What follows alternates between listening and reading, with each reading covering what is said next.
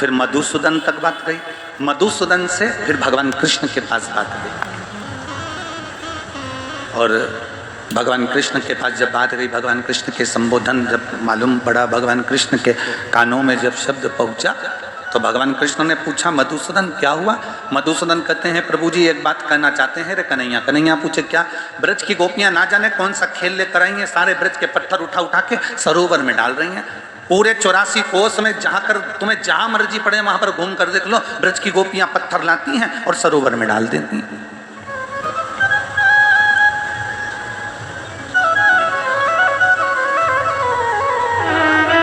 किसी ने हमसे पूछा कि ये ब्रजमंडल में ब्रज की रज दिखती है, पत्थर क्यों नहीं दिखते? तो हमको तो लगता है कि रामेश्वर महादेव की कथा से हमको मिलता है कि सारे पत्थर तो गोपियां पहले ही सरोवर में पटकी हैं, रजी रज बची। अब भगवान कृष्ण के कानों में शब्द गया तो भगवान कृष्ण तुरंत गए। तो भगवान ने जाकर क्या देखा कि आज ललिता जी के साथ में राधा जी भी पत्थरों को उठाकर और पानी में पटक रही थी, और पटकते पटकते आंख में आंसू भरकर राधा जी रो रही थी।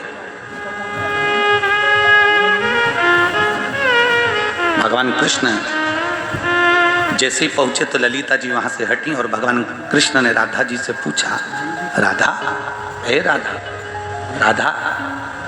राधा जी ने जो कृष्ण को देखा, आंख में से आंसू पोंछ कर राधा जी ने पूछा, ठाकुर तुम, कृष्ण तुम आए?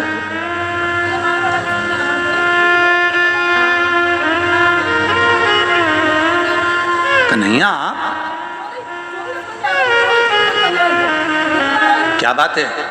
भगवान कृष्ण ने पूछा, राधा हम ये पूछना चाहते हैं ये ब्रज में कौन सा खेल हो रहा है? जितनी भी गोपियां हैं वो पत्थर उठा उठा कर ले जाकर सब डाल रही हैं सरोवरों में, ये कौन सा खेल चालू हो गया?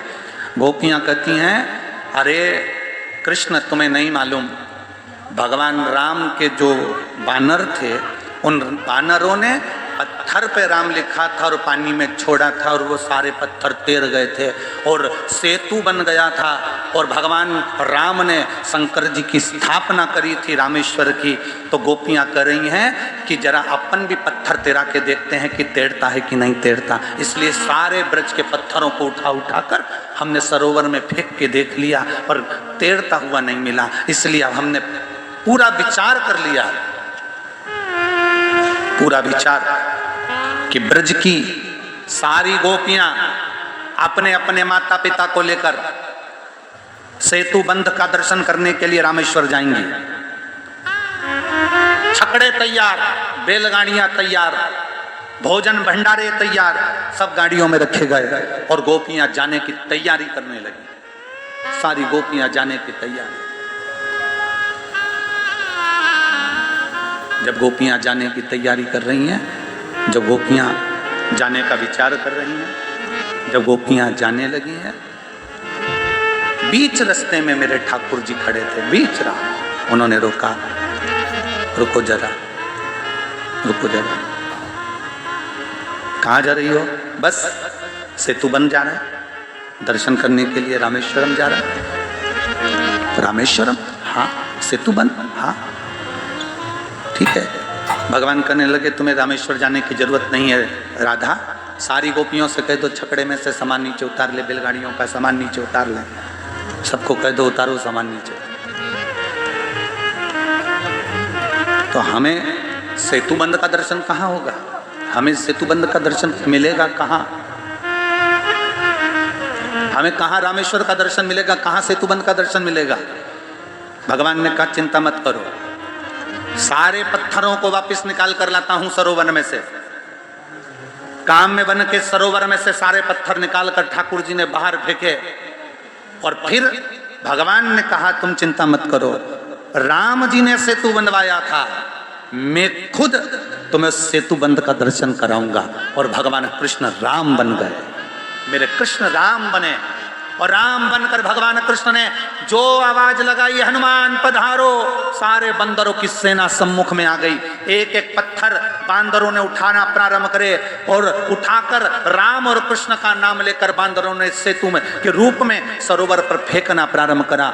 जो सरोवर पर फेंकना प्रारंभ करा एक सेतु बन गया, जिस पर चढ़कर मेरे कृष्ण राम बने हुए पार होकर एक रामेश्वर भगवान की स्थापना के लिए, जैसे राधा ने कहा आपने सेतु तो बांध लिया पर यहाँ शंकर तो कहीं दिख नहीं रहे, रामेश्वर तो कहीं नजर नहीं आ रहे। भगवान कृष्ण ने राम बनकर शंकर को आमंत्रित करा, बाबा आप यहाँ प्रकट हो जाओ, इन ब्रजवासियों के लिए रामेश्वर इस ब्रज की रज में होना चाहिए,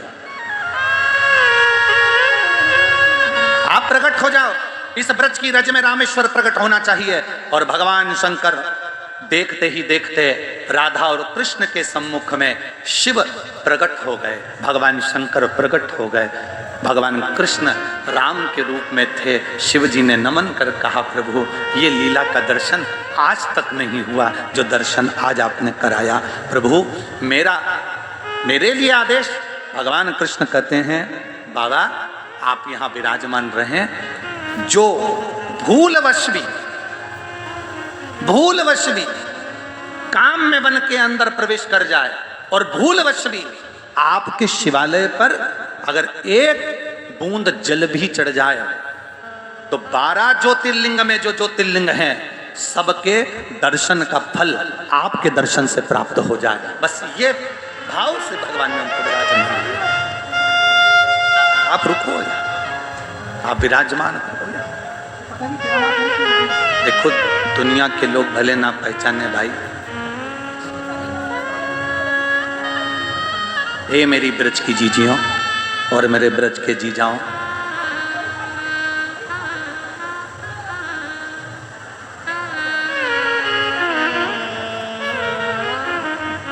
हे ब्रज की जीजियों और ब्रज के जीजाओं, एक बात याद रखना, अपने भीतर उतार कर रखना, अपने अंदर एक बात अपनी जिंदगी में उतार कर रखिएगा। ब्रज की रज को जिस दिन आप जान गए, ब्रज की रज को जिस दिन आप पहचान गए, उस दिन आपको ये मालूम पड़ जाएगा कि कृष्ण और शिव में कोई अंतर नहीं है, शंकर और कृष्ण ये दोनों एक हैं। आप शिव भजें चाहे कृष्ण, आप पहचान।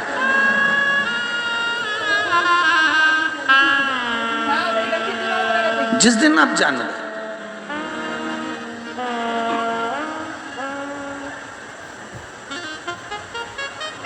यमुना मैया निरंतर कल कल की ध्वनि कर कर बहती रहती हैं। वो यमुना के सुंदर सुखद आनंद को जिस दिन पहचान गए, उस दिन तुम्हारी जिंदगी की एक सार्थकता सिद्ध हो जाए। उस दिन एक दिन तुम्हारी सार्थकता सिद्ध हो जाए। तुम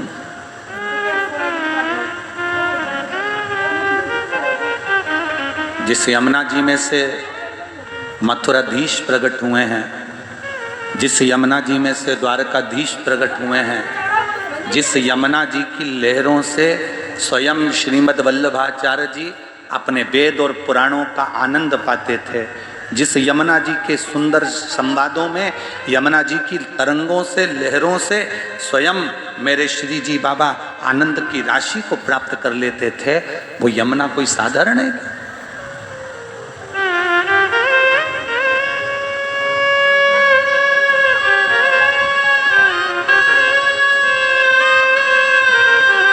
एक हरिहर भगवान का एक स्वरूप हुआ जिसको हरिहर कहते हैं।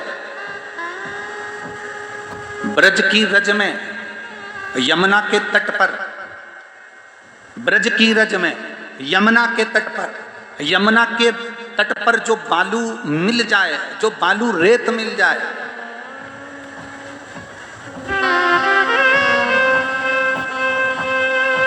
उस बालू की रेत पर भी अगर हम स्नान करते समय थोड़ा सा जल लेकर बालू की 2 ढेरी बनाकर उस पर जल यमुना का समर्पित कर दें तो हरि और हर का मिलन का सुख इसी यमुना के घाट पर हमें प्राप्त हो जाता।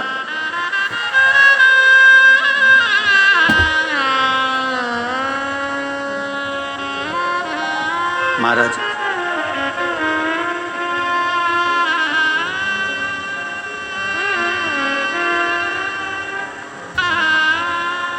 थारो जलमा ब्रह्मा जी नहावे, ब्रह्मा जी नहावे डुबकी लगावे। हे यमुना, तुम्हारे जल में ब्रह्मा भी स्नान करते हैं और डुबकी लगाते हैं। और ब्रह्माणी क्या करती है? ब्रह्मा डुबकी लगा रहे हैं, ब्रह्मा स्नान कर रहे हैं, और ब्रह्माणी क्या कर रही है? ब्रह्मा जी नहावे डुबकी लगावे।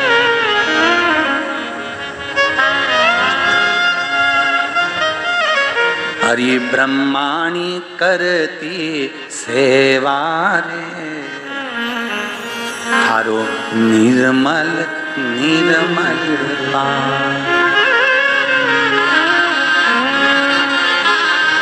हरो निर्मल। हे यमुना, हे यमुना, तेरे जल में ब्रह्मा स्नान करते, ब्रह्माणी सेवा करती, नारायण स्नान करते, नारायणी सेवा करती, शिव स्नान करते, पार्वती सेवा करती, इंद्र स्नान करते, इंद्राणी सेवा करती।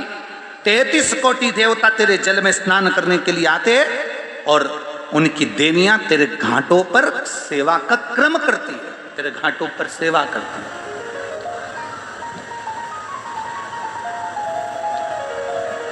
तू सहज कहां है?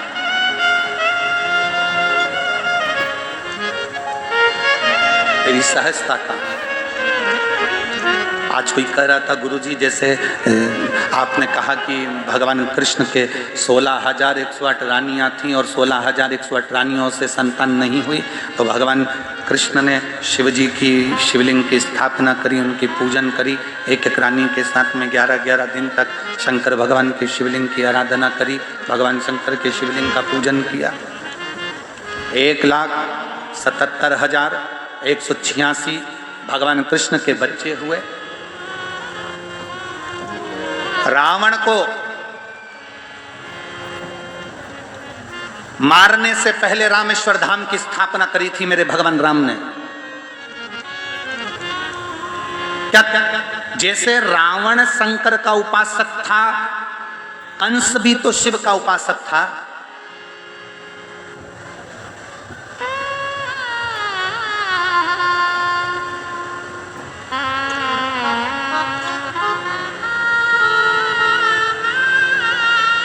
कंस भी तो शिव का उपासक था।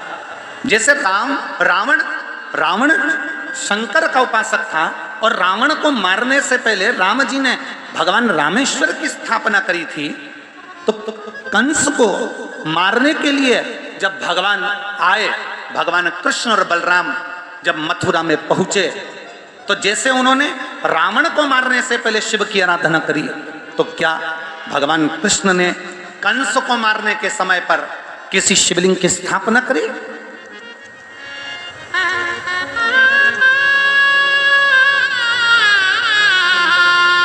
ब्रजमंडल में, ब्रज 84 कोस में वो कौन सा शिवलिंग है जिसको कंस को मारने के समय पर भगवान ने स्थापित किया? पूरे ब्रज 84 कोस में एक शिवलिंग ऐसा है, पूरे ब्रज 84 कोस में एक शिवलिंग ऐसा है, जब कंस को बार बार कंस को बल प्राप्त हो रहा था और कंस मर नहीं रहा था, बलराम जी ने बल लगा लिया पूरा, और बलराम जी ने पूरा बल लगाया, कंस मरता नहीं। ये आज के समय में तो रासलीला में बहुत सरलता से कंस को मरता हुआ बता देते हैं कि भगवान उसकी छाती पे चढ़ गए, मुष्टि प्रहार करा, कंस को मारा और कंस के प्राण छूट गए। इतनी सरलता में कंस नहीं मरा था। राक्षसों से पीछा इतनी जल्दी नहीं छूट जाता। इतनी सरलता में कंस नहीं मरा था कि तुमने रासलीला में देखा कि बस भगवान कृष्ण आए, छाती पर चढ़ गए, मुष्टिक प्रहार करा, कंस के प्राण छूट गए। इतनी सरलता में कंस नहीं मरा है। रावण को मरने में जितना बल लगा था, रावण के लिए भगवान राम ने 7-7 कर बाण छोड़े थे, फिर बाण छोड़े, आखिरी में नहीं मरे। तब हनुमान जी को लगा बात क्या है, तब हनुमान जी ने तुरंत उसी समय पर बुलाया, उसी समय पर विभीषण को बुलाया। विभीषण बता क्या बात है, ये मरता क्यों नहीं है? विभीषण ने कहा कैसे नहीं मरेगा, इसकी नाभि में अमृत है, बाणों उठाओ बाण और छोड़ दो। भगवान राम ने जैसे ही सुना रावण की नाभि में अमृत है, भगवान ने बाण उठाकर छोड़ दिया। बाण लगा नाभि के अंदर, पर रावण के प्राण नहीं छूटे।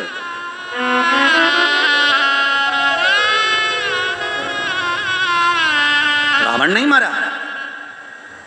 कई लोग कहते हैं कि भगवान राम जी ने बाण छोड़ा, नाभि में लगा और मर गया रावण। राक्षस इतनी सरलता से नहीं मरते, असुर इतनी सरलता से नहीं मरते, दैत्य इतनी सरलता से नहीं मरते। राम जी ने जैसे ही बाण छोड़ा रावण नहीं मरा। लक्ष्मण जी को क्रोध आ गया और विभीषण को पास में बुलाया। विभीषण जरा, विभीषण ने कहा बोलिए महाराज, तूने कहा था नाभि में अमृत है, मेरे भाई ने बाण छोड़ा, ये मरता क्यों नहीं है? लक्ष्मण जैसे ही बोले विभीषण ने कहा प्रभु मुझे तो जितना मालूम था मैंने आपको बता दिया, क्योंकि मेरे सामने लंकाधिपति रावण ने वर मांगा था ब्रह्मा जी से कि वर दीजिए कि मेरी नाभि में अमृत रहे, तो नाभि में अमृत दिया। जब वो सूखेगा तब तू मरेगा, तो उतना तो मैंने सुना था, मैं आ गया। तब उसी समय पर विभीषण ने कहा इसके आगे मुझे नहीं मालूम कि मरता क्यों नहीं है।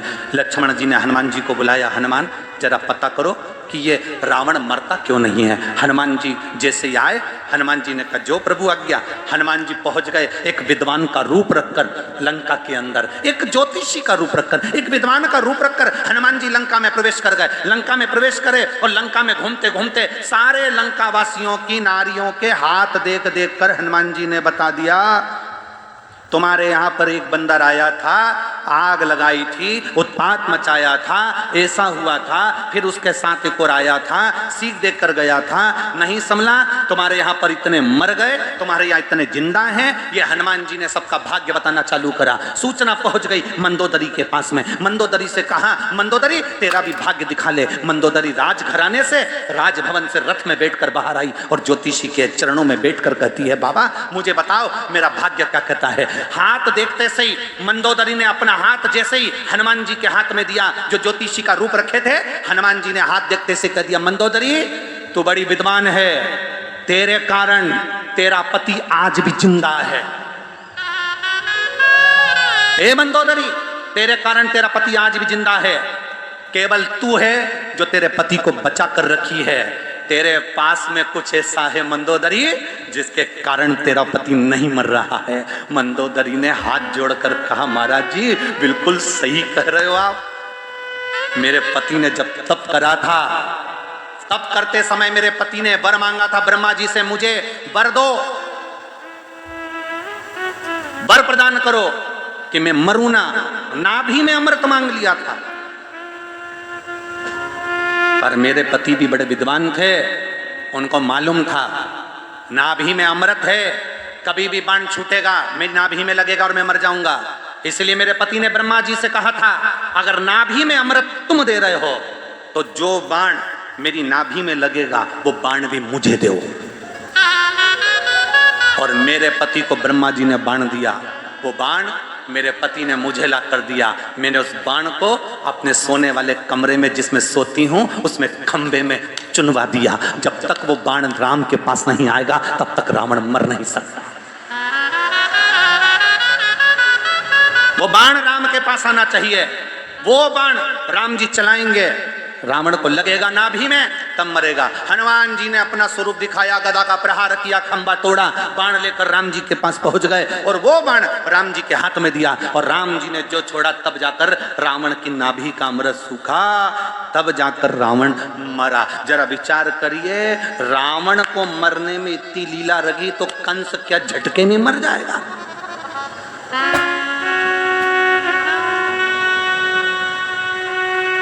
छाती पे चढ़ गए, मुष्टिक प्रहार करा, कंस मर गया। ना ना ना,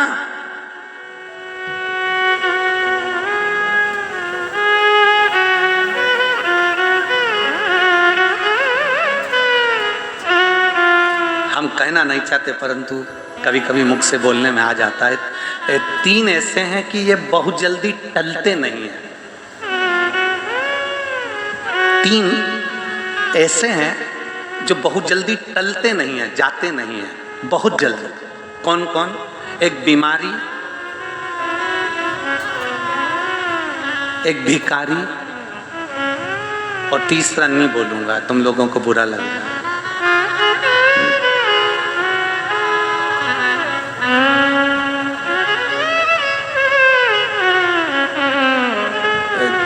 लोग उसको सरल सरल भाषा में कह देते हो, हमारी व्यासपीठ से क्यों ऐसा कहें। जो बहुत बेकार लोग होते हैं ना, जिसको लोग बहुत गंदा कहते हैं, वो भी दो ही अक्षर का है। जैसे हमने कहा ना बीमारी, भिखारी, इसमें कई एक शब्द है, वो तुम समझ जाना। तो तीसरा नंबर का जो होता है ना, वो भी जो दुनिया को कष्ट देता है, ताड़ देता है, परेशान करता है, बहुत बहुत तकलीफें देता है, ये जल्दी से टलता नहीं, जल्दी से जाते नहीं। बीमारी भी इतनी जल्दी जाती नहीं। बुखार आ गया ना तो थोड़े दिन तक टिकता है, भले डॉक्टर साहब दवाई दे दे तो भी 8-10 दिन तो लग जाते हैं, फिर कमजोरी रहती, फिर धीरे धीरे संभलते। बीमारी, भिखारी भी ऐसा होता है, उसको मना कर दो, हे भाई चल चलो, तो नहीं जाएगा। देव साहब, देव साहब, देव साहब, पीछा ही पकड़ ले। कोई चाट खा रहा है, वहां पर भी खड़े हो जाएंगे, देव साहब। अब वो बेचारा कैसे खाए जब सामने कोई मांग रहा, कैसे खाए?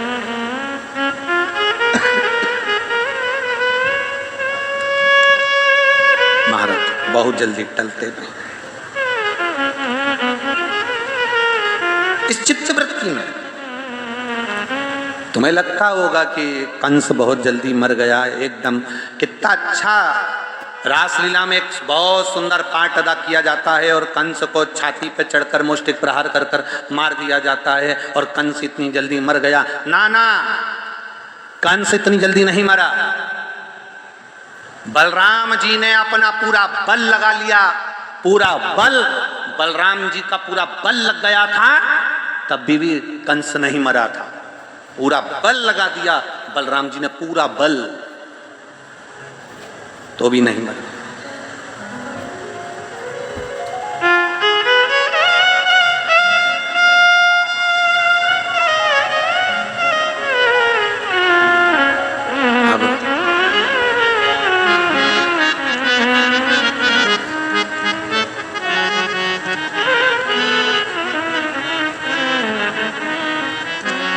भगवान कृष्ण देख रहे थे, ये कंस है, मरने वाला नहीं है, इतनी जल्दी बेकार लोगों से पीछा छूटने वाला नहीं है। बहुत कठिन, बहुत कठिन। शादी के और मृत्यु के, इन दोनों के दिनों को देखिएगा। शादी के जो दिन रहते हैं ना, माता पूजन हुई, मंडप हुआ, महिला संगीत हुआ, बारात आई, ब्याह हुआ, लड़की अपने ससुराल पहुंच गई, शादी हो गई। शादी के दिन चुटकी बजाते से ही 5 दिन, 4 दिन, 7 दिन, 11 दिन, 21 दिन, जो दिन होते हैं शादी के, तुरंत निकल जाते हैं, तुरंत। और मृत्यु के दिन, किसी की यहाँ मृत्यु हो गई, मृत्यु के दिन बड़ी मुश्किल से निकलते हैं, बड़ी मुश्किल से। ऐसा लगता है बहुत सारे दिन, बहुत सारे दिन निकल। आपके इधर होती कि नहीं होती हमें नहीं मालूम, पर हमारे यहाँ उधर भी मालवा साइड में भी बहुत सारे जो जिनके पास बहुत सारा धन होता है, बहुत जिनकी तमन्नाएं, बहुत सारे शौक होते हैं, उनके यहाँ भी बहुत हमने देखा है। हमारे इधर तो नहीं होती है, हम जहाँ साधारण तरह के लोग रहते हैं वहाँ शोक सभा नहीं होती, पर जिनके शोक सभा किनकी होती है, जिनके शौक बहुत सारे होते हैं, उसको पूरा करते करते ही मर जाता है, तो शोक सभा होती है।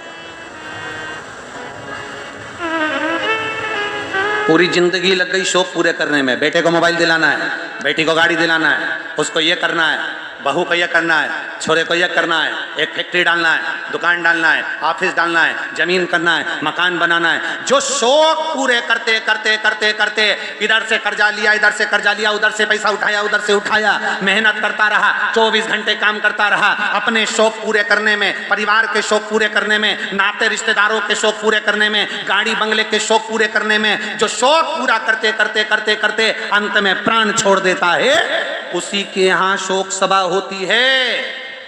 कभी किसी गरीबड़े के घर में शोक सभा नहीं होती, क्योंकि उसको शौक ही नहीं रहता, तो सभा क्या खाक करेगा। इतने जिंदगी के शौक मत पालो कि जिसमें दुख हो। कंस ने अपनी जिंदगी का एक आनंद पाया। कंस ने क्या करा?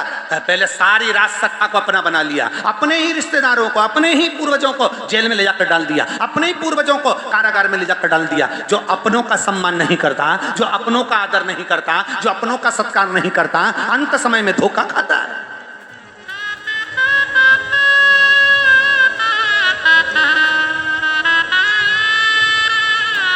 अपने घर के बच्चों को एक सीख जरूर देना।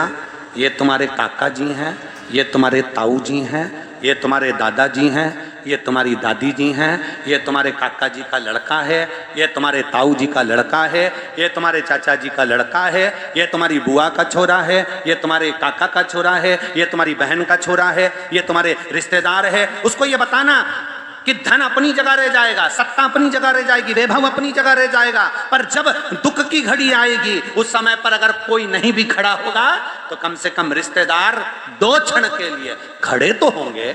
भले उनसे आपके संबंध ठीक ना हो पर खड़े तो होंगे।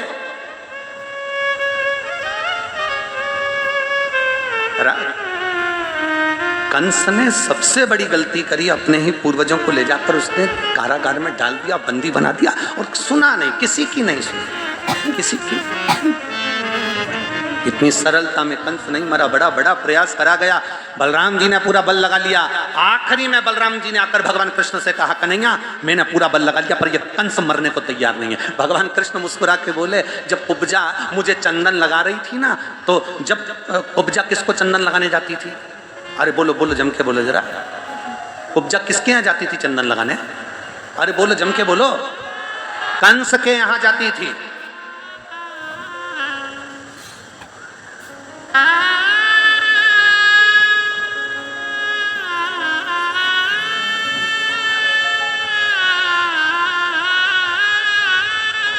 कुब्जा चंदन लगाने कंस के यहाँ जाती थी।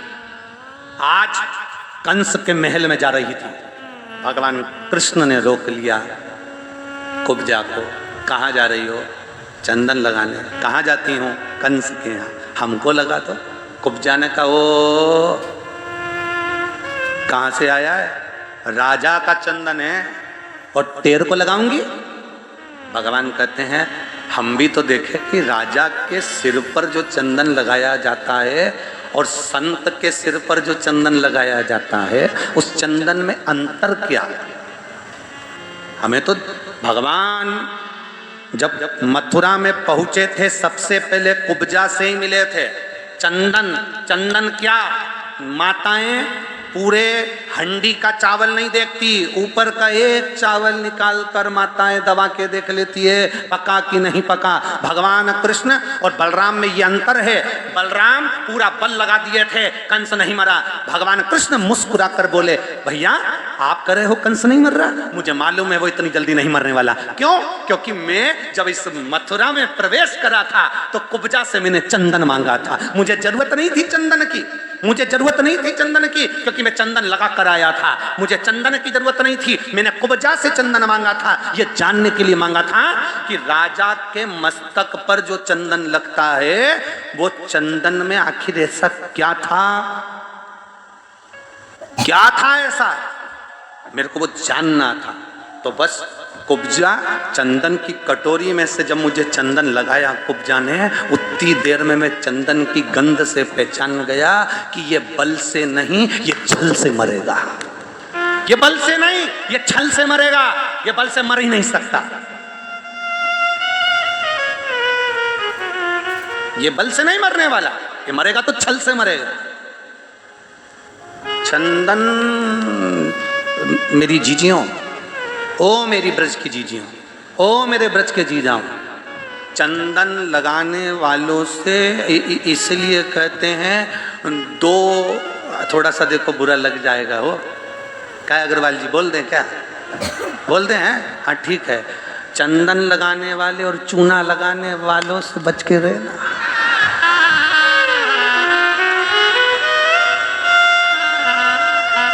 बहुत सावधानी रखना, बहुत।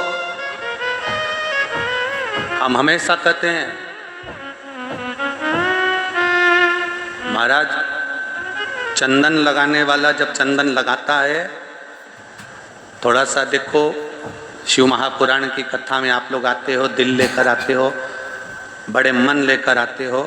चंदन लगाने वाला जब चंदन लगाए तब आपकी सावधानी होना चाहिए। आपकी जो गले में मंगलसूत्र, चेन वगैरह जो भी होती है उस समय थोड़ा बुरा लग सकता है, पर सावधान इंडिया, सावधान थोड़ा जरूरी है। भारत की भूमि पर रह रहे हो, सावधानी जरूरी है। रोडों पर लिखा रहता है निगाह हटी। अरे वारे ब्रजवासियों, गजब। फिर से बोलो एक बार, निगाह हटी, दुर्घटना घटी। इसलिए जरूरी है। बहुत मिलेंगे तुम्हें चूना लगाने वाले, काका जी बहुत जोरदार, ताऊ जी बहुत जोरदार, तुमने कितना अच्छा विवाह करा, तुमने क्या जोरदार होटल बनाई, तुमने क्या जोरदार काम करा, इतना इतना इतना। इसीलिए तो कहते हैं 3 लोग जल्दी नहीं हंसते हैं, 3 लोग जल्दी नहीं हंसते। एक, पहले नंबर पर भगवान जल्दी नहीं मुस्कुराता। दूसरे नंबर पर सरकारी बड़ा अधिकारी। कौन? सरकारी बड़ा अधिकारी, बड़े पद पर कुर्सी पर बैठने वाला जल्दी नहीं हंसता, क्योंकि उसको मालूम है हंसूंगा तो फाइल पे सिग्नेचर करना पड़ेगा, हंसता ही नहीं। तीसरे नंबर पर नगर का बहुत धनपति, करोड़पति, वैभवपति बहुत जल्दी नहीं हंसता, उसको मालूम है हंसूंगा तो दान देना पड़ेगा, हंसता ही नहीं। मुंह में दबाया तम पान, मुस्कुराता ही नहीं। क्या सेठ जी, थोड़ा हमारे यहाँ तो ब्रज की रज में नंदगांव चले जाओ तो सबसे पहले यही काम करते हैं, घुटन घुटन चलो, और फिर क्या कहते हैं, ताली बजाओ, फिर क्या कहते हैं, अरे बोलो बोलो जरा नंदगांव में फिर क्या कहते हैं, हंसो, बोलो बोलो, सही है, हंसो जम के। और नंदगांव में गोकुल में हंसाते हैं, हंसो, क्योंकि उनको मालूम है घर में सोफा सेट है, डिनर सेट है, सोने का सेट है, हीरे का सेट है, कुकिंग सेट है, बस आदमी अपसेट है, उनको मालूम। इसलिए वो कहते हैं हंस लो, मुस्कुराओ, आनंद पाओ, थोड़ा थोड़ा मुस्कुराते चलो, थोड़ा।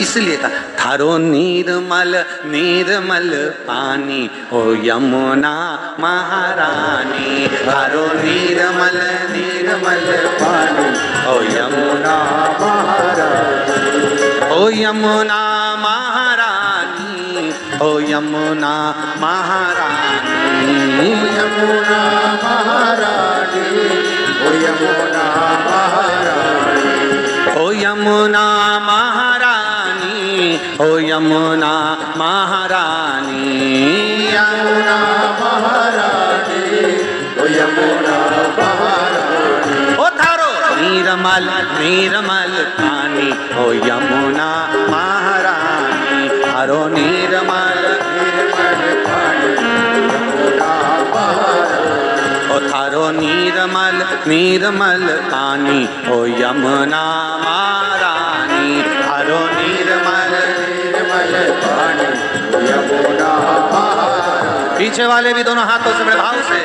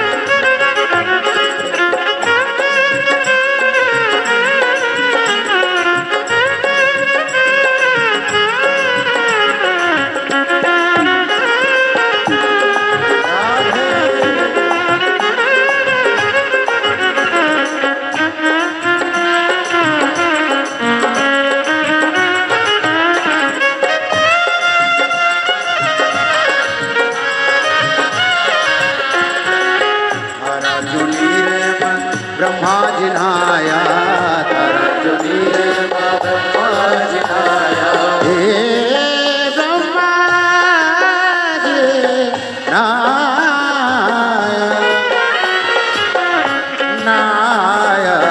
तारा जो नीरम ब्रह्मा जिन्हाया तारा जो नीरम ब्रह्मा जिन्हाया ब्रह्मा जिन्हाया मैया डुबकी लगाया ब्रह्मा जिन्हाया मैया डुबकी लगाया तारा जो नीरम विष्णु जिन्हाया तारा जो नीरम विष्णु जिन्हाया विष्णु जिन्हाया मैया डुबकी लगाया विष्णु जिन्हाया मैया डुबकी लगाया अति सेवा हो अति सेवा हो अति सेवा करे लक्ष्मी रानी हो यमुना महारानी हरो निर्मल निर्मल पानी हो यमुना महारानी निर्मल निर्मल पानी यमुना महारानी ओ यमुना महारानी ओ यमुना महारानी ओ यमुना महारानी ओ यमुना महारानी ओ थारो निर्मल निर्मल पानी ओ यमुना महारानी थारो निर्मल निर्मल पानी यमुना महारानी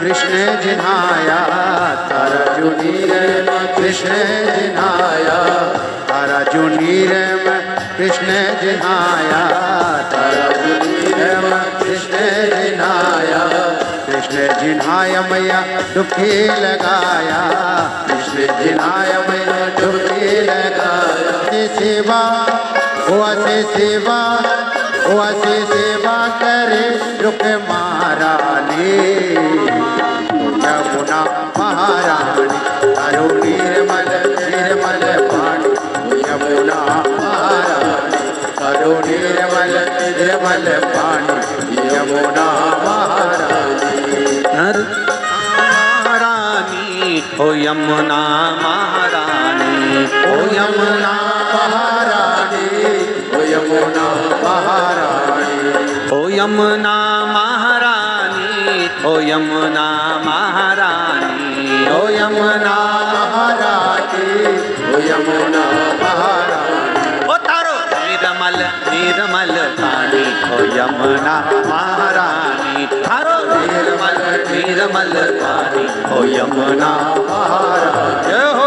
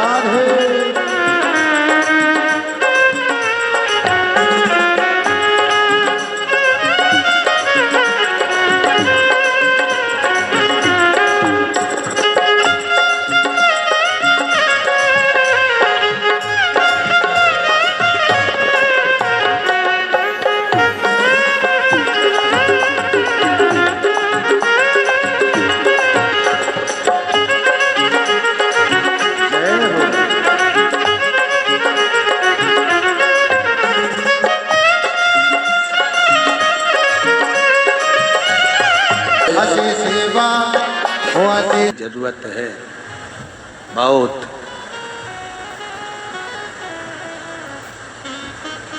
शिव कथा थोड़ी कड़ली है, थोड़ी कठोर है, पर एक बार अगर दिल में लग गई तो जीवन की सार्थकता सिद्ध कर देती है। ये शिव महापुराण की कथा एक बार लगी कि उसने, जब एक बार आप जान गए कि शंकर की भक्ति का फल क्या है। रावण को मारने से पहले राम जी ने शिव जी की स्थापना करी थी। कंस को पछाड़ने पर भगवान कृष्ण ने भी शिव जी की स्थापना करी थी।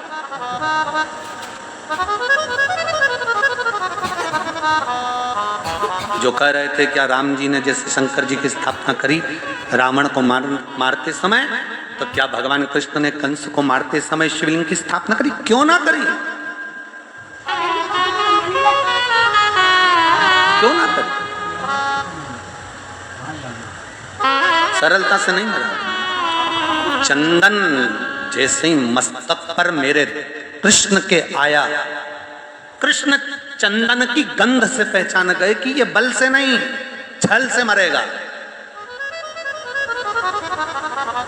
और सारा बल लगा लिया बलराम जी ने, पर वो नहीं मरा। कभी कभी बहुत भारी रोग हो जाए, बहुत शरीर में बड़ा से बड़ा रोग भी हो जाए, तो शंकर के मंदिर में झाड़ू लगाना, पोछा लगाना, मंदिर साफ करना, शिव जी का श्रृंगार करना, बेलपत्र उठाकर खाना, जल का आचमन अशोक सुंदरी कुंद कैश्वर महादेव के नाम से करना प्रारंभ करो, रोग से भी निदान होगा। एक पत्र आया है, देखिए, आज पत्र तो बहुत हैं। पहले एक फोटो देखिए जिसमें मिलेगा शिव कथा कर भगवान चंदन से पहचान गए थे मेरे ठाकुर। क्यों?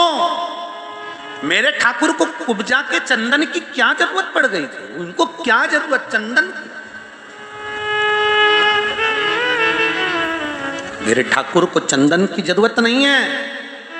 मेरे कृष्ण नहीं कहते तुमसे कि तुम मुझे चंदन लगाओ, मेरे ठाकुर नहीं कहते कि तुम मुझे चंदन लगाओ। मेरे ठाकुर तो कहते हैं कि अपने हृदय से, अपने मन से मुझे लगा कर रखना, चंदन लगाने की जरूरत नहीं पड़ेगी। अगर एक बार तुमने मुझे दिल से लगा लिया तो फिर चंदन की जरूरत नहीं पड़ेगी। मेरे ठाकुर ने कुब्जा को आवाज लगाया, ए बूढ़ी माँ, ए रुक इधर आ। कुब्जा कहती कौन? मैं कृष्ण। कुब्जा ठाकुर जी को देख रही थी, ठाकुर कुब्जा को देख रहे थे। कुब्जा से कहा चंदन लगा, कि राजा कंस का चंदन है, राजमहल में जाता है, मैं तुम्हें नहीं लगा सकती। भगवान ने कहा कुब्जा हम तुम्हें सीधी कर देंगे, तुम चंदन तो लगाओ। कुब्जा, कुब्जा क्या?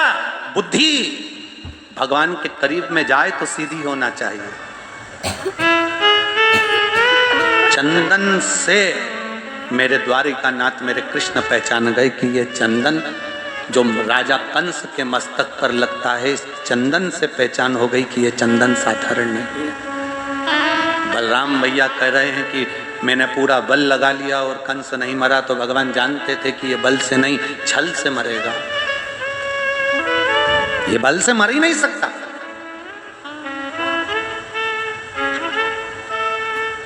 फिर छल क्या करा? भगवान कृष्ण पहुंचे।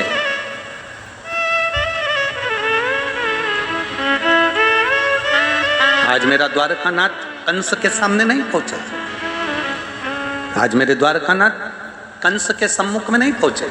आज मेरे द्वारकानाथ ब्रज की रज में, रंग महल में, जहां पर कंस के साथ में युद्ध होना था, उस युद्ध मैदान में पहुंचने से पहले मेरे बाबा, मेरे भगवान कृष्ण शिव का स्मरण कर रहे हैं, शिव भक्ति में लीन।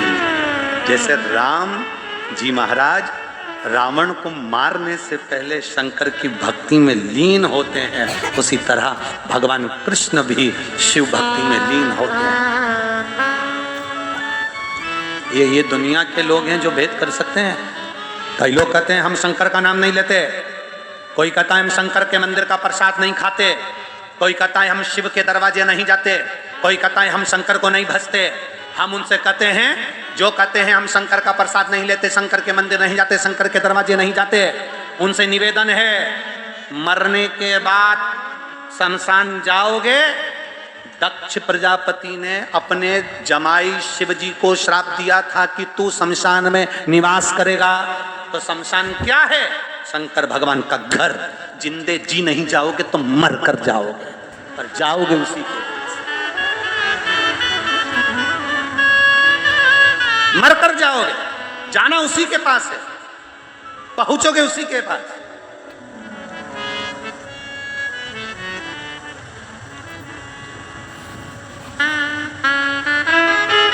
जो ज्यादा भाव खाता है वो बाद में बड़ा और पाव खाता है,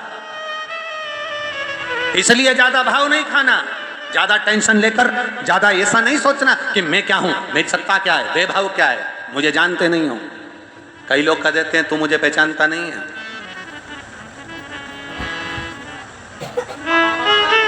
मेरा समय आन दे, बता दूंगा तुझे मैं हूं क्या। और बीमार पड़ गया, छाती में दर्द हो गया, डॉक्टर ने कह दिया इनका समय आ गया। क्या मतलब ऐसा समय आने से?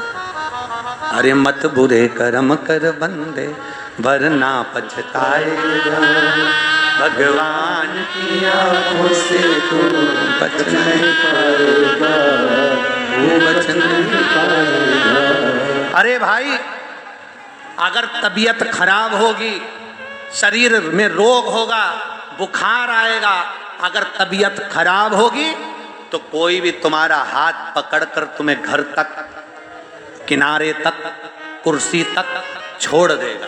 बोलो सही है कि गलत है? अरे बोलो, जम के बोलो जरा, सही है ना? तबीयत खराब होगी तो कोई भी तुम्हारा हाथ पकड़ लेगा, तबीयत खराब होगी तो कोई भी तुम्हारा हाथ पकड़ सकता है। पर जब समय खराब होता है तो कोई हाथ नहीं पकड़ता, केवल एक महादेव हाथ पकड़ता है, केवल एक शिव त्रिकालदर्शी के सिवाय कोई हाथ नहीं पकड़ता। और अंत समय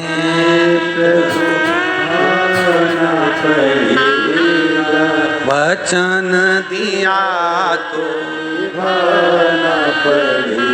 बीमारी में कोई भी हाथ पकड़ लेगा, तबीयत खराब होगी कोई भी हाथ पकड़कर डॉक्टर के पास ले जाएगा, हॉस्पिटल ले जाएगा, घर छोड़ देगा, गाड़ी में बिठा देगा।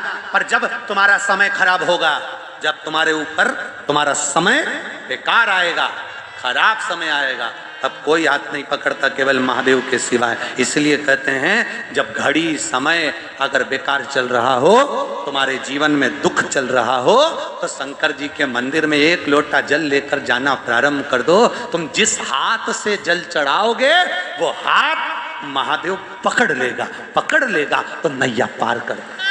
वो हाथ पकड़। कोई कह रहा था गुरुजी ये आप कहते हो कि शिव जी को जल चढ़ाओ तो वो हाथ पकड़ लेते हैं, ऐसा होता है क्या? हमने कहा बिल्कुल होता है। पानी में ऐसा होता है क्या कि पानी चढ़ाओ तो हाथ पकड़ लेता है? हमने कहा तुम्हारे लाइट के बोर्ड में करंट रहता है, खटके लगे रहते हैं, हाथ गीला कर कर खटका चालू कर कर देखना, कितना भी अच्छा बोर्ड हो करंट मार ही देता है। शंकर भगवान का जो शिवलिंग है, उस शिवलिंग पर जब हम जल समर्पित करते हैं तो वो जो भगवान का विल पावर है, भगवान के अंदर की जो ऊर्जा है, शिवलिंग में जो तत्व छुपा होता है, वो तत्व हमको खींचता है तो हमारे अंदर के पाप, दुख, तकलीफ सब चले जाते हैं, सब। बहुत कम लोग होते हैं जो शिवलिंग को जान पाते हैं। ए मेरी जीजी और मेरे जीजाओं, बहुत कम लोग होते हैं जो शिवलिंग को जान पाते हैं, बहुत कम। कई लोग शिवलिंग की हंसी उड़ाएंगे, बड़े से बड़े विद्वान भी नहीं जान पाते कि शंकर के शिवलिंग में है क्या, शंकर का शिवलिंग है क्या। काशी के शिवलिंग में, भीमा शंकर के शिवलिंग में, केदारेश्वर के शिवलिंग में, चकलेश्वर के शिवलिंग में, भूतेश्वर के शिवलिंग में, गोपेश्वर के शिवलिंग में, त्र्यंबकेश्वर के शिवलिंग में बैद्यनाथ के शिवलिंग में, केदारनाथ के शिवलिंग में, सोमनाथ के शिवलिंग में, मल्लिकार्जुन के शिवलिंग में, रामेश्वर के शिवलिंग में आखिर है क्या? जिसने एक बार जान लिया कि त्र्यंबक मंत्र की महत्वता क्या है, जिसने एक बार जान लिया कि शंकर के मूल मंत्र का व्याख्यान क्या है, जिसने जान लिया कि शंकर के भीमा शंकर लिंग का वर्णन क्या है, त्र्यंबकेश्वर लिंग का वर्णन क्या है, चकलेश्वर शिवलिंग का वर्णन क्या है। कितने शिवलिंग है चकलेश्वर में? अरे बोलो तो जम के, कितने? 5। कितने शिवलिंग है? 5। गोवर्धन नाथ जी की परिक्रमा में चकलेश्वर महादेव पढ़ते 5 शिवलिंग। अब कभी विचार करा आपने कि ये 5 शिवलिंग क्यों आ गए यहां पर?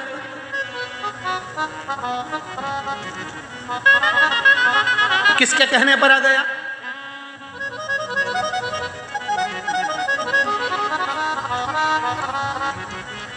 क्यों पहुंचे चकलेश्वर महादेव वहां पर? कभी विचार करा? सारे मंदिरों में 1 शिवलिंग, 2 शिवलिंग, और चकलेश्वर महादेव में 5। अरे भाई, मथुरा के भूतेश्वर, वृंदावन के गोपेश्वर, कामवन के कामेश्वर, नंदगांव के नंदीश्वर और मानसी गंगा गोवर्धन के चकलेश्वर। मेरे चकलेश्वर महादेव जहाँ विराजमान थे तो एक बार भगवान कृष्ण ने विचार किया, महादेव जी से निवेदन किया, बाबा भक्त आएंगे ब्रज की रज में दर्शन करने के लिए, उनको किसी को मथुरा जाना पड़ेगा, किसी को कामवन जाना पड़ेगा, किसी को नंदगांव जाना पड़ेगा, किसी को कहीं वृंदावन जाना पड़ेगा। एक काम करो ना, कभी कभी तुम 5 एक ही जगह इकट्ठे हो जाओ ना। जब कोई गोवर्धन की परिक्रमा करने आएगा, परिक्रमा करने आएगा, बहुत आस लेकर आएगा। गिरिराज बाबा की परिक्रमा में जब वो आस लेकर आएगा, भूलवश भी कोई जीव, जलचर, थलचर, वायुचर, कोई जानवर, कोई मनुष्य, कोई गंधर्व, कोई देव, भूलवश भी गिरिराज जी की अगर परिक्रमा भूल से भी लगा लेगा तो कम से कम आप 5 के दर्शन का फल एक ही जगह मिल जाएगा। आप आओ ना 5 एक जगह। बैठा चकलेश्वर बनकर, बैठा, और महाराज वो शिव है, शिव साधारण क्या, वो कहे ना, अरे अपनी किस्मत का ताला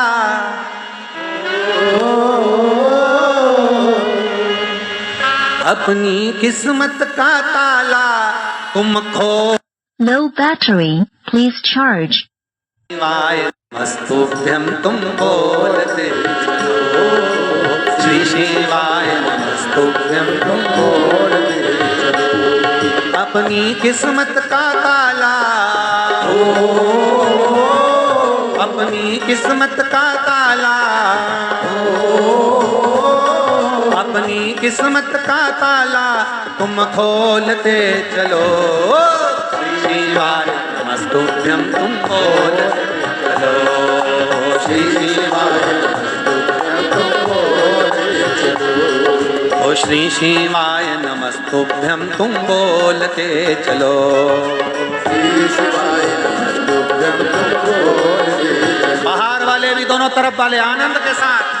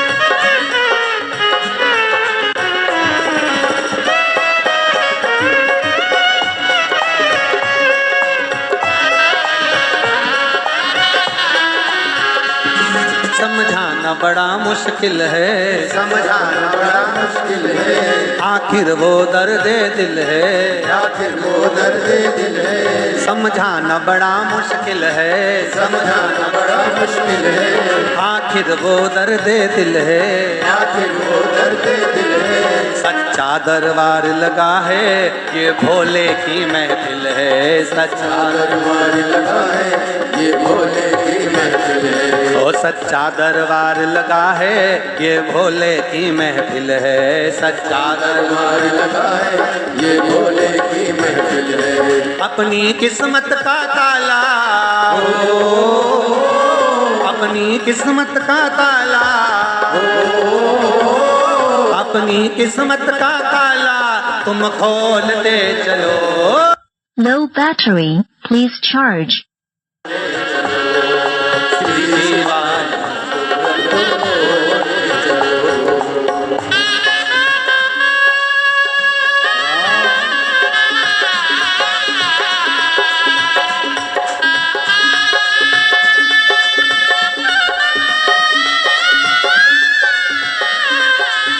निकाल कर ठाकुर जी ने बाहर फेंके और फिर भगवान ने कहा तुम चिंता मत करो, राम जी ने सेतु बनवाया था, मैं खुद तुम्हें सेतु बंद का दर्शन कराऊंगा।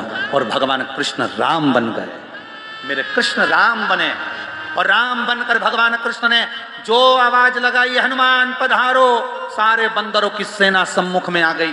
एक एक पत्थर बांदरों ने उठाना प्रारंभ करे और उठाकर राम और कृष्ण का नाम लेकर बांदरों ने सेतु में के रूप में सरोवर पर फेंकना प्रारंभ करा। जो सरोवर पर फेंकना प्रारंभ करा एक सेतु बन गया, जिस पर चढ़कर मेरे कृष्ण राम बने हुए पार होकर एक रामेश्वर भगवान की स्थापना के लिए, जैसे राधा ने कहा आपने सेतु तो बांध लिया पर यहाँ शंकर तो कहीं दिख नहीं रहे, रामेश्वर तो कहीं नजर नहीं आ रहे। भगवान कृष्ण ने राम बनकर शंकर को आमंत्रित करा, बाबा आप यहाँ प्रकट हो जाओ, इन ब्रजवासियों के लिए रामेश्वर इस ब्रज की रज में होना चाहिए, आप प्रकट हो जाओ, इस ब्रज की रज में रामेश्वर प्रकट होना चाहिए। और भगवान शंकर देखते ही देखते राधा और कृष्ण के सम्मुख में शिव प्रकट हो गए, भगवान शंकर प्रकट हो गए। भगवान कृष्ण राम के रूप में थे। शिव जी ने नमन कर कहा प्रभु ये लीला का दर्शन आज तक नहीं हुआ जो दर्शन आज आपने कराया, प्रभु मेरे लिए आदेश। भगवान कृष्ण कहते हैं बाबा आप यहाँ विराजमान रहें, जो भूलवश भी काम में बन के अंदर प्रवेश कर जाए और भूलवश भी आपके शिवालय पर अगर एक बूंद जल भी चढ़ जाए तो 12 ज्योतिर्लिंग में जो ज्योतिर्लिंग हैं सबके दर्शन का फल आपके दर्शन से प्राप्त हो जाए। बस ये भाव से भगवान ने उनको विराजमान किया। आप रुको, आप विराजमान हो। देखो दुनिया के लोग भले ना पहचाने भाई, ये मेरी ब्रज की जीजियों और मेरे ब्रज के जीजाओं,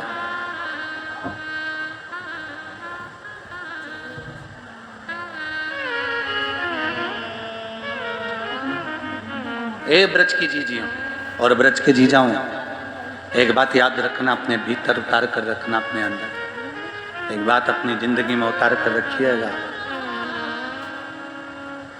ब्रज की रज को जिस दिन आप जान गए, ब्रज की रज को जिस दिन आप पहचान गए, उस दिन आपको ये मालूम पड़ जाएगा कि कृष्ण और शिव में कोई अंतर नहीं है, शंकर और कृष्ण ये दोनों एक हैं। आप शिव भजें चाहे कृष्ण, आप पहचान।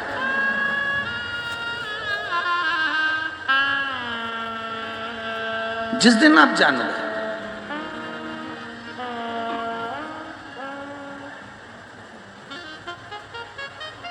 यमुना मैया निरंतर कल कल की ध्वनि कर कर बहती रहती हैं। वो यमुना के सुंदर सुखद आनंद को जिस दिन पहचान गए, उस दिन तुम्हारी जिंदगी की एक सार्थकता सिद्ध हो जाएगी।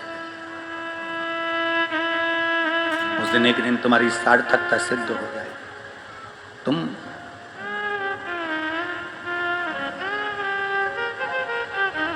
जिस यमुना जी में से मथुराधीश प्रकट हुए हैं, जिस यमुना जी में से द्वारकाधीश प्रकट हुए हैं, जिस यमुना जी की लहरों से स्वयं श्रीमद् वल्लभाचार्य जी अपने वेद और पुराणों का आनंद पाते थे, जिस यमुना जी के सुंदर संवादों में, यमुना जी की तरंगों से, लहरों से स्वयं मेरे श्री जी बाबा आनंद की राशि को प्राप्त कर लेते थे, वो यमुना कोई साधारण है?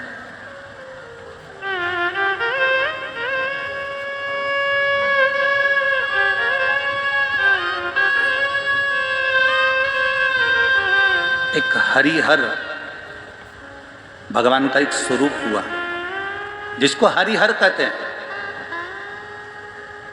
ब्रज की रज में, यमुना के तट पर, ब्रज की रज में, यमुना के तट पर, यमुना के तट पर जो बालू मिल जाए, जो बालू रेत मिल जाए,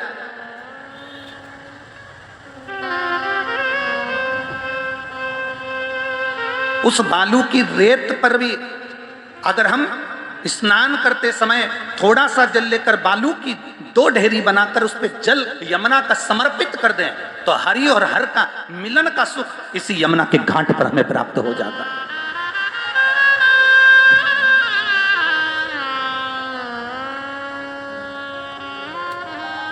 महाराज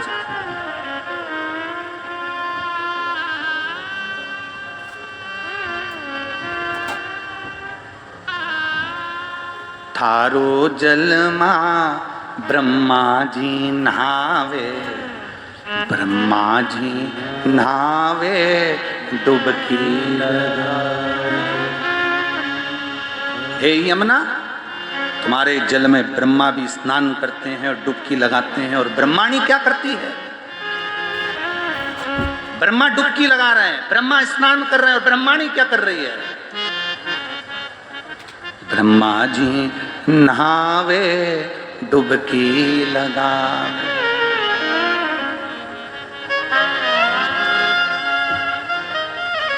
हरि ब्रह्माणी करती सेवा रे,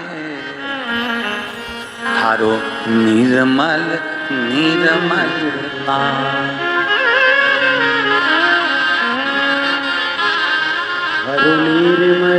हे यमुना, हे यमुना, तेरे जल में ब्रह्मा स्नान करते, ब्रह्माणी सेवा करती, नारायण स्नान करते, नारायणी सेवा करती, शिव स्नान करते, पार्वती सेवा करती, इंद्र स्नान करते, इंद्राणी सेवा करती।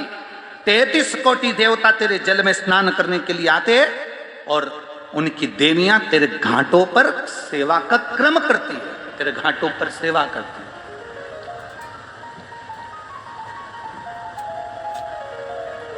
तो सहज कहां है?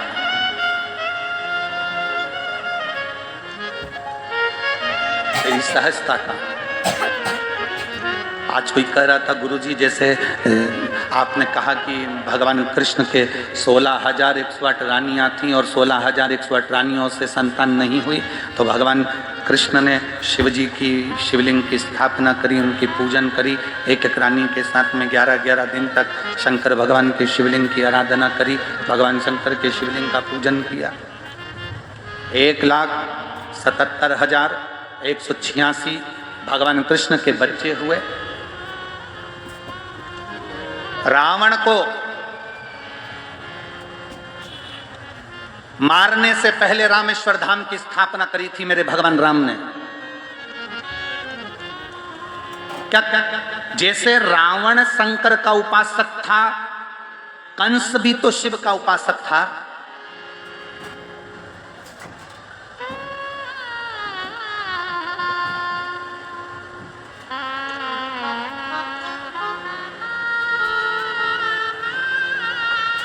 कंस भी तो शिव का उपासक था।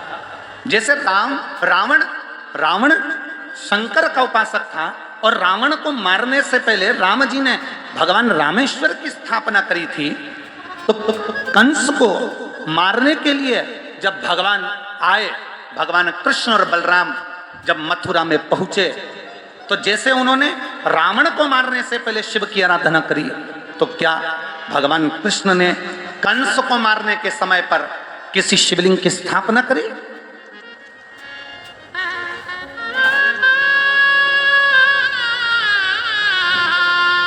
ब्रजमंडल में, ब्रज 84 कोस में वो कौन सा शिवलिंग है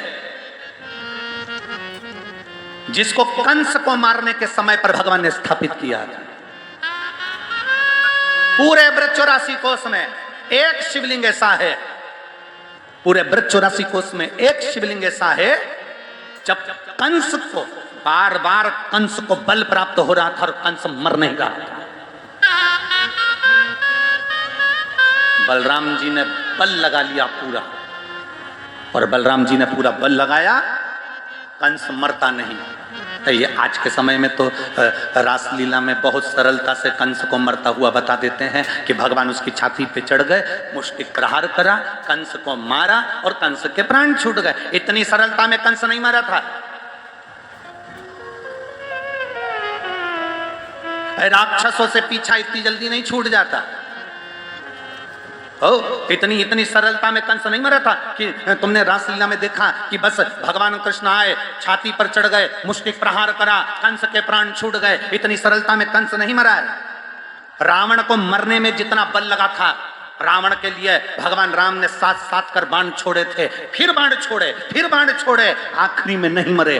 तब हनुमान जी को लगा बात क्या है, तब हनुमान जी ने तुरंत उसी समय पर बुलाया, उसी समय पर विभीषण को बुलाया। विभीषण बता क्या बात है, ये मरता क्यों नहीं है? विभीषण ने कहा कैसे नहीं मरेगा, इसकी नाभि में अमृत है, बाणों उठाओ, बाण और छोड़ दो। भगवान राम ने जैसे ही सुना रावण की नाभि में अमृत है, भगवान ने बाण उठाकर छोड़ दिया, बाण लगा नाभि के अंदर, पर रावण के प्राण नहीं छूटे।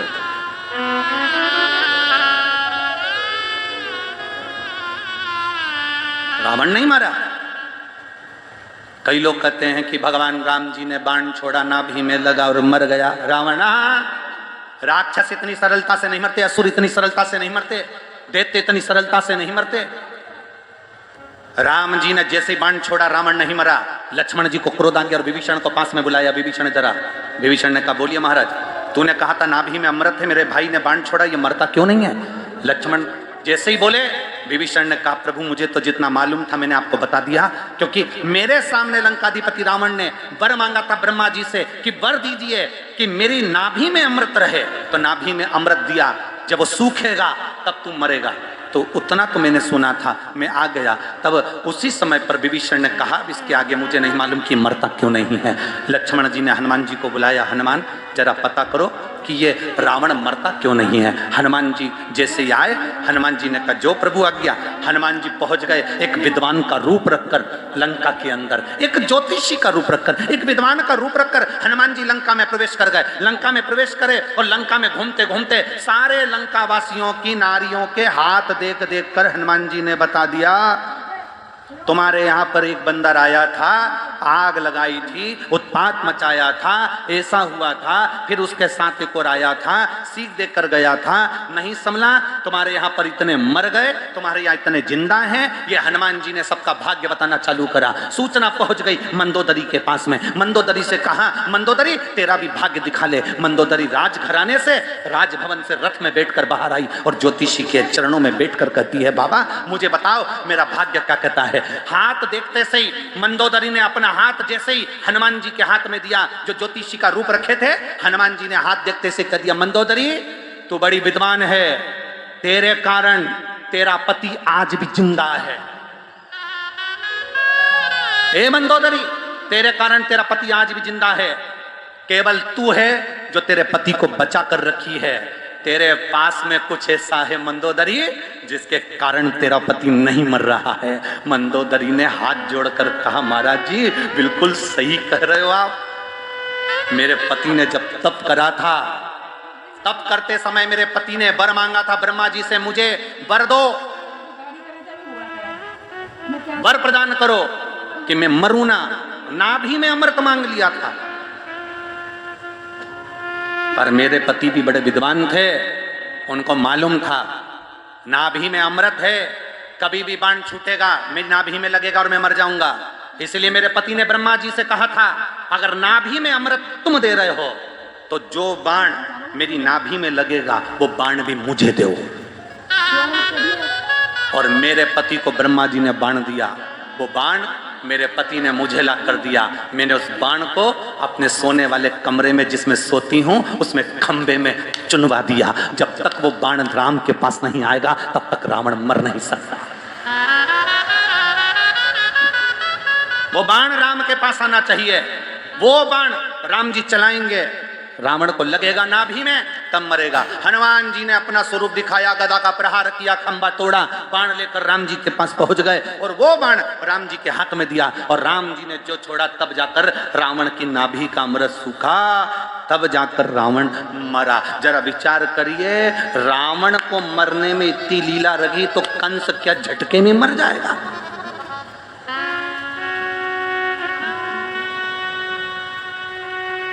छाती पे चढ़ गए, मुष्टिक प्रहार करा, कंस मर गए। ना ना ना,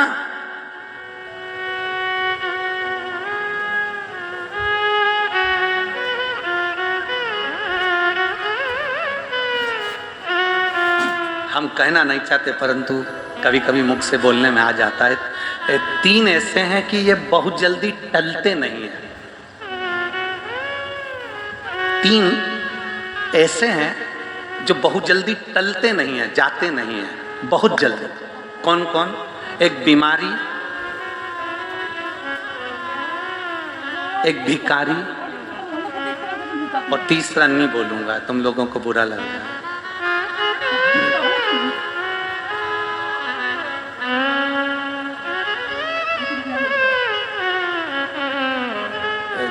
आप लोग उसको सरल सरल भाषा में कह देते हो, हमारी व्यासपीठ से क्यों ऐसा कहें? जो बहुत बेकार लोग होते हैं ना, जिसको लोग बहुत गंदा कहते हैं, वो भी 2 ही अक्षर का है। जैसे हमने कहा ना, बीमारी, भिखारी, इसी में कई एक शब्द है, वो तुम समझ जाना। तो तीसरा नंबर का जो होता है ना, वो भी जो दुनिया को कष्ट देता है, ताड़ देता है, परेशान करता है, बहुत बहुत तकलीफें देता है, ये जल्दी से टलता नहीं, जल्दी से जाते नहीं। बीमारी भी इतनी जल्दी जाती नहीं। बुखार आ गया ना तो थोड़े दिन तक टिकता है, भले डॉक्टर साहब दवाई दे दे तो भी 8-10 दिन तो लग जाते हैं, फिर कमजोरी रहती, फिर धीरे धीरे संभलते। बीमारी, भिखारी भी ऐसा होता है, उसको मना कर दो, हे भाई चल चलो, तो नहीं जाएगा। देव साहब, देव साहब, देव साहब,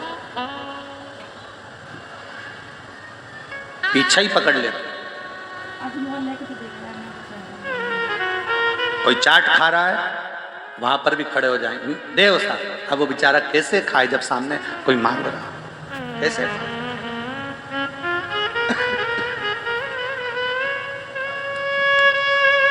महाराज बहुत जल्दी टलते भी। इस चित्तवृत्ति में तुम्हें लगता होगा कि कंस बहुत जल्दी मर गया एकदम। कितना अच्छा रासलीला में एक बहुत सुंदर पाठ अदा किया जाता है और कंस को छाती पे चढ़कर मुष्टिक प्रहार कर कर मार दिया जाता है और कंस इतनी जल्दी मर गया। ना ना, कंस इतनी जल्दी नहीं मरा। बलराम जी ने अपना पूरा बल लगा लिया, पूरा बल, बलराम जी का पूरा बल लग गया था, तब भी कंस नहीं मरा था। पूरा बल लगा दिया बलराम जी ने, पूरा बल, तो भी नहीं मरा।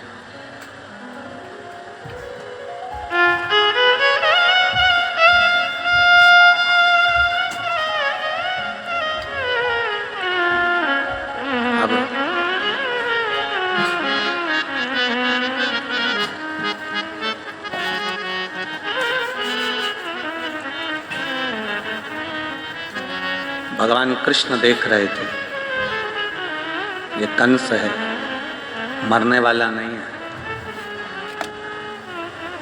इतनी जल्दी बेकार लोगों से पीछा छूटने वाला नहीं है, बहुत कठिन, बहुत कठिन। शादी के और मृत्यु के, इन दोनों के दिनों को देखिएगा। शादी के जो दिन रहते हैं ना, माता पूजन हुई, मंडप हुआ, महिला संगीत हुआ, बारात आई, ब्याह हुआ, लड़की अपने ससुराल पहुंच गई, शादी हो गई। शादी के दिन चुटकी बजाते से ही 5 दिन, 4 दिन, 7 दिन, 11 दिन, 21 दिन, जो दिन होते हैं शादी के, तुरंत निकल जाते हैं, तुरंत। और मृत्यु के दिन किसी के यहां मृत्यु हो गई, मृत्यु के दिन बड़ी मुश्किल से निकलते हैं, बड़ी मुश्किल से। ऐसा लगता है बहुत सारे दिन, बहुत सारे दिन।